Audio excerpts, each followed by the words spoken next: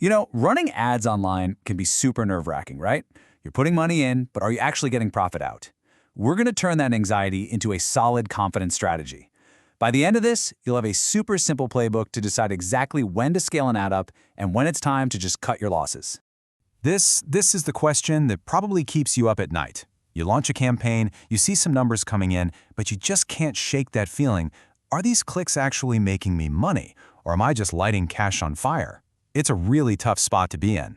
But look, it really all comes down to one big decision. Every single ad campaign you run is going to face this moment of truth. Do you double down, scale it up, or do you pull the plug and kill it? Making the right call here, that's literally the difference between a business that thrives and one that doesn't. Okay, so how do you actually make that call with confidence? Well, you need a North Star, a single metric that cuts through all the confusion. And in the world of ads, that North Star, your profit compass, is your cost per acquisition, or CPA. I love how ad expert Nathan Nazareth puts it. CPA is king. It just cuts through all the other noise. Clicks, impressions, likes, they're all secondary. CPA is the one number that tells you exactly how much it costs you to get one paying customer. That's it. All right, let's just make sure we're totally clear on what this means. Your CPA is just the total money you spent on an ad divided by the number of sales you got from it. So if you spend $100 and get 2 customers, your CPA is $50. It's that simple, but it's so powerful. Okay, so we know what CPA is, but here's the thing. A good CPA for one business could be a disaster for another. It's totally personal to your business, your products. The most important thing is figuring out your own limit, the absolute maximum you can spend before you start losing money.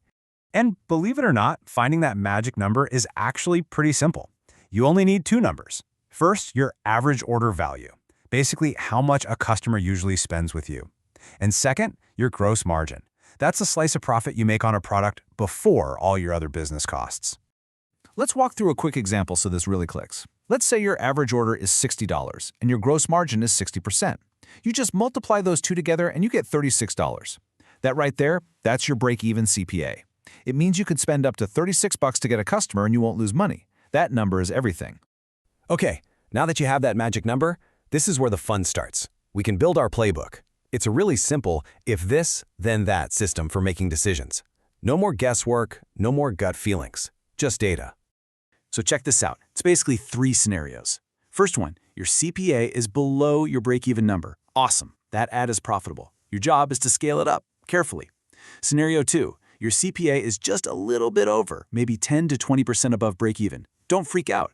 This is your optimized zone. Time to start tweaking things. And scenario 3, your CPA is way above that break-even number. The choice is simple, and you gotta be ruthless. You kill the campaign. End of story. So what about those ads that are kinda in that middle danger zone? To fix an ad, or even just to learn from one that totally failed, you need to know why it isn't working. This is where we put on our detective hats and look at some other metrics. All right, so you know the what, your CPA is too high. But now we got to play detective and figure out the why. Is it the video? Is it the ad copy, the targeting? A couple of other key numbers are going to give us the clues we need to crack this case. Your first big clue is something called the 3-second view rate. This tells you if your ad is even grabbing anyone's attention. If you're over 30%, nice, you've got a good hook. But if you're down below 20%, that's a huge red flag. It means your creative, the actual video or image, is failing to stop the scroll. People are just swiping right on by. All right, next up we've got the click-through rate, or CTR. This tells you what percentage of people who see your ad are actually clicking it. You really want to see this above 1.5%. If you're below that, it's a sign that even if people are watching for a second, your offer just isn't compelling enough to make them act. Now, this is where things get really insightful. You have to compare your CTR to your cost per click, your CPC. So if you have a low CTR and your clicks are expensive, the problem is your ad creative. It's just bad.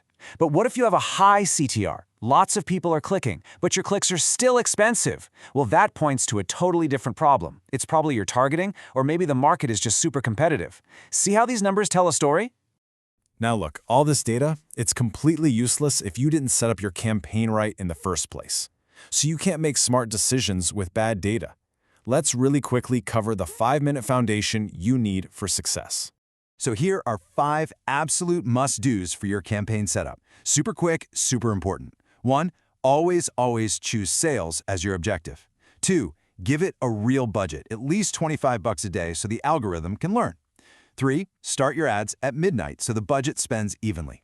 4. Go broad on your targeting. Seriously, let the algorithm do the work. And 5, and this is a big one, sends people directly to the product page, not your homepage. Make it easy for them to buy. And just like that, you have the playbook, a clear, data-driven way to turn your ad spend into actual, predictable profit. You've got your main metric, you know your break-even point, and you even know how to diagnose what's going wrong. So the only question left is, which one of your ads are you going to go check first?